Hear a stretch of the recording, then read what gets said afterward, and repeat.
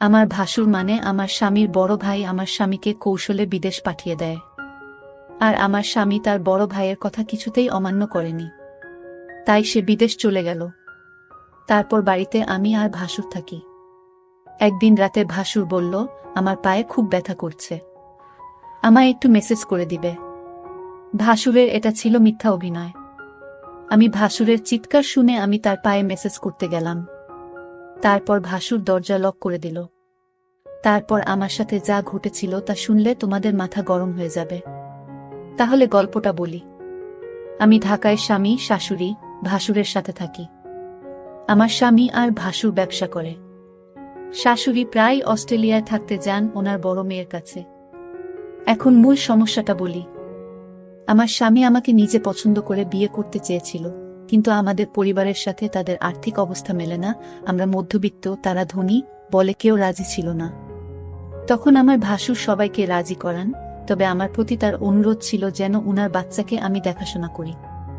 ভাসুরের একজন মালয়েশিয়ান বউ ছিল, সে 1 বছরের বাচ্চাকে রেখে ডিভোর্স করে চলে যায়। বাচ্চাকেটাকে আমি দেখাশোনা করি। বাচ্চাটার বয়স 2 বছর এখন। যাই হোক, মূল ঘটনায় আসি এখন। একদিন দুপুরে বাসায় আমি আর বাচ্চাকে ছিলাম। বাচ্চাকে বিছানায় শুইয়ে আমি বাথরুমে গোসল করতে যাই। বাচ্চাকে যেহেতু রুমে একা, তাই ওকে দেখে রাখার জন্য বাথরুমের দরজা খোলা রাখি। ভাসুর তখন বাইরে আর শাশুড়ি অস্ট্রেলিয়ায়। বরের কাছে বাসার চাবি থাকে। এ সময় দরজায় শব্দ পাই, ভাবি বর এসেছে, কারণ চাবিটা ওর কাছেই ছিল। কিন্তু ভাসুরকে দেখি হঠাৎ আমার রুমে ঢুকে পড়তে। বাচ্চাকে তখন কিছুটা কাঁদা ছিল, তাই মনে হয় বাচ্চার শব্দে এসেছে। এসেই উনি বাথরুমে ঢুকে পড়ে। আমি অবাক হয়ে গেলাম। কেউ না বলে হঠাৎ এভাবে বাথরুমে ঢুকে পড়ে। আমি তাকে কিছুই বলতে পারিনি। ভাসুর তখন বলছিল, সরি, আমি জানি না তুমি বাথরুমে ছিলে। এই দিনের ঘটনার পর থেকেই ভাসুরের চোখে আমি একটা অন্যরকম দৃষ্টি দেখি। দৃষ্টিটা জানি কেমন, আমার মোটেও ভালো লাগে না। মনে হয় উনি আমার দিকে তাকিয়ে অনেক কিছু ভাবছেন। আমাকে উনি নাম ধরে ডাকতেন, কিন্তু এখন ডাকার ধরনটাও কেমন যেন হয়ে গেছে। এই ঘটনার পর থেকে প্রায় প্রতিদিনই দুপুরে উনি বাসায় চলে আসেন, অথচ আগে প্রয়োজন ছাড়া কখনো আসতেন না। এই সময় আমার বর থাকে প্রতিষ্ঠানের অফিসে। অফিসে কাজ না থাকলেও বরকে কোনো একটা কাজে লাগিয়ে উনি বাসায় থাকেন। শুধু বাসায় থাকলে সমস্যা ছিল না, কিন্তু বাচ্চার কাছে থাকার অজুহাতে উনি আমার ঘরেই পড়ে থাকেন আর অদ্ভুতভাবে তাকান। বাচ্চার জন্য আমিও বেশি দূরে সরতে পারি না। বাচ্চাটা কিছুক্ষণ পর পর আমাকে ডাকে। এ অবস্থা প্রায় 2-2.5 মাস ধরে চলছে। হঠাৎ আমার ভাসুর বলল, আমার স্বামীকে বিদেশ পাঠাবে, ভালো একটা বিষয় আছে, তাই বেতনও অনেক ভালো। আর তাই আমার স্বামীও না করেনি। উনি মনে হয় আমার কাছে কিছু একটা চাচ্ছেন, না হলে আমার স্বামীকে বিদেশ পাঠালো কেন? তবে তার চাওয়াটা যে কি সেটা আমি বুঝতে পারছি না। আবার ভাবি আমার ধারণা ভুল, কারণ উনি খুবই ভালো একজন মানুষ, খুব খেয়াল রাখেন আমাদের। তাই দ্বিধাটা রয়েই গেছে। আমি কি করলে উনার সাথে সম্পর্কটা আবার আগের মতো হবে? তাছাড়া আমি উনার মনে কি আছে সেটা কিভাবে বুঝতে পারবো? আমার বরকে কি ঘটনা জানাব, নাকি অপেক্ষা করব আরো? আমি ভাবলাম না, বরকে এখন কিছু জানানোর দরকার নেই। আমি আরো কনফার্ম হয়ে তারপর জানানো উচিত আমি মনে করি। বাসুর আমার দিকে অন্যরকম দৃষ্টিতে চেয়ে থাকত। আমি মাঝে মাঝে বলেই উঠতাম, আপনি এভাবে কি দেখেন আমার দিকে তাকিয়ে? তখন উনি বলতো, আসলে কি বলবো, আমি খুব কষ্টে আছি। আমার কষ্টটা যদি তোমার কাছে বলি, তুমি হয়তো কি মনে করো তা আমি জানি না। তবে তুমি আমার বাচ্চাটাকে নিজের মনে করে লালন পালন করছো, এতে আমি অনেক খুশি। সত্যিকার অর্থে তুমি একজন ভালো ঘরের মেয়ে।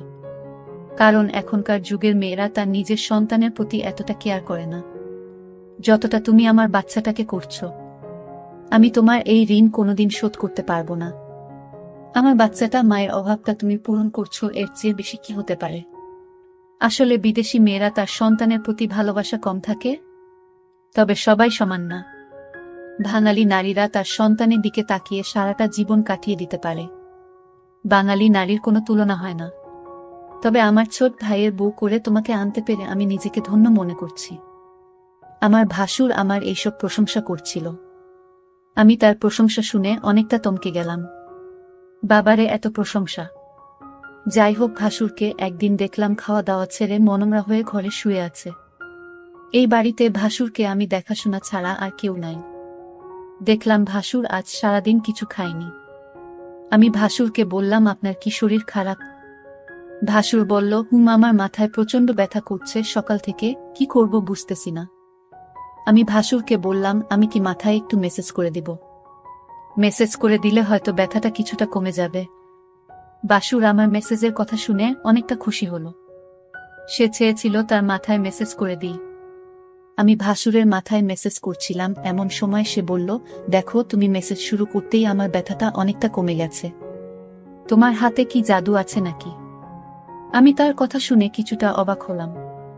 আমি বললাম, মেসেজ করে দিলে এমনই ব্যথা কমে যায়। এখানে হাতের জাদু বলতে কিছু নেই। মেসেজ করলে ব্যথা কমে যাবে, এটাই স্বাভাবিক। ঠিক আছে, তোমাকে অনেক ধন্যবাদ মেসেজ করে দেওয়ার জন্য। আমার মাথা ব্যথা কমে গেছে। কিন্তু ভাসুরের মাথা ব্যথা ছিল না। মাথা ব্যথার অভিনয় করেছিল আমার সাথে। আমি এটা বুঝতে পারি আমি যখন তার রুম থেকে বের হই। তখন সে একা একা বলছিল, আমি ধীরে ধীরে আমার প্রতি ভালো মন মানসিকতা তৈরি করছি। সেটা আমি বুঝতে পারলাম। ভাসুর কেন আমার সাথে এমন মিথ্যা নাটক করছিল, তার উদ্দেশ্যটা কি ছিল তা আমার জানা খুব জরুরি ছিল। আমি বাড়িতে আছি, ভাসুরের সন্তান আর আমার ভাসুর। এরপর দিন আবার সেই অভিনয় শুরু করলো। সে আস্তে করে চিৎকার করছে আর বলতে লাগলো, আমার মাথাটা ব্যথা করছে, এখন কি করব? আমি তখন ভাসুরকে বললাম, ডাক্তারের কাছে যান, তাহলে সব ঠিক হয়ে যাবে। রোগ নিয়ে ঘরে বসে থাকলে কি আর চলবে, বা রোগ ভালো হবে? ভাসুর আমার কথাটা শুনে দেখলাম তার মুখটা অন্ধকার হয়ে গেল। আসলে কি তার মাথা ব্যথা করছে নাকি এসব অভিনয়? আমি তার হাব ভাব কিছুই বুঝতেছি না। আমি ভাসুরকে বললাম, চলুন আজ আপনাকে ডাক্তারের কাছে নিয়ে যাই। ভাসুর বলল, তুমি একটু মেসেজ করে দিলেই তো মাথা ব্যথাটা কমে যায়। তাহলে শুধু শুধু কষ্ট করে কেন ডাক্তারের কাছে যাওয়া লাগবে কেন? আমি ভাসুরের কথাটা শুনে কিছুটা অবাক হলাম। সে চায় আমি তার মাথায় মেসেজ করে দেই। আসলে সে কি চায় সেটা আমার জানতে হবে। ভাসুরের এমন অভিনয় আমার কাছে ভালো মনে হচ্ছে না। এর মধ্যে আমার বর আমার কাছে ফোন করলো, আমাকে জিজ্ঞেস করলো, কেমন আছো সালমা? আমি বলেছিলাম, তুমি খুব শীঘ্রই বাড়িতে আসলে অনেক ভালো হতো। এতদিন বিদেশ থাকার দরকার নাই। তুমি যত দ্রুত সম্ভব চলে আসো। আমার স্ত্রীর এমন কথা শুনে আমি কিছুটা থমকে যাই। আমার স্ত্রী তো কোনোদিন এমন কথা বলেনি।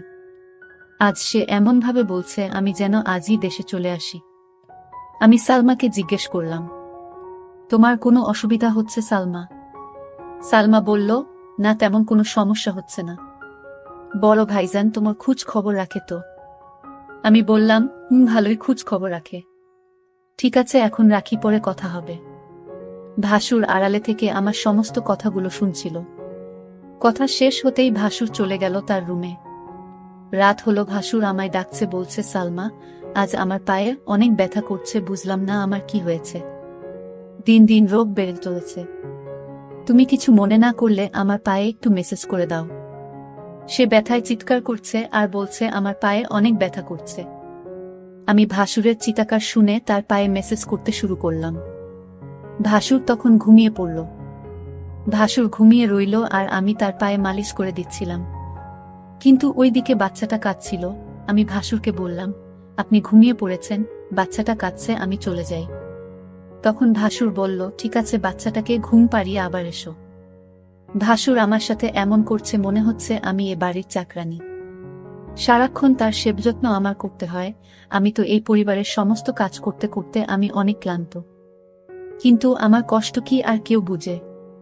পরের দিন আমি বলেছিলাম ভাসুরকে, আপনার মাথায় ব্যথা, পায়ে ব্যথা, আজ চলুন আপনার চিকিৎসা করাবো। আজ আমি আপনাকে ডাক্তারের কাছে নিয়ে যাব। আপনি না যেতে চাইলে আপনাকে জোর করে নিয়ে যাব। ভাসুর মনে হচ্ছে গলা শুকিয়ে গেল। কারণ ডাক্তারের কাছে গেলে হয়তো সত্যটা পাশ হয়ে যাবে, তার কোনো রোগ ধরা পড়বে না। তখন হয়তো আমার চোখে সে দোষী হয়ে যাবে। এটা ভেবেই ভাসুর ডাক্তারের কাছে যেতে চাইতো না। আমি সেটা ভালো করে বুঝতে পারতাম। আর তাই ভাসুরকে আজ আমি বললাম, আপনি যদি আজ ডাক্তারের কাছে না যান তাহলে আপনি এই বাড়িতে একা একা থাকতে হবে।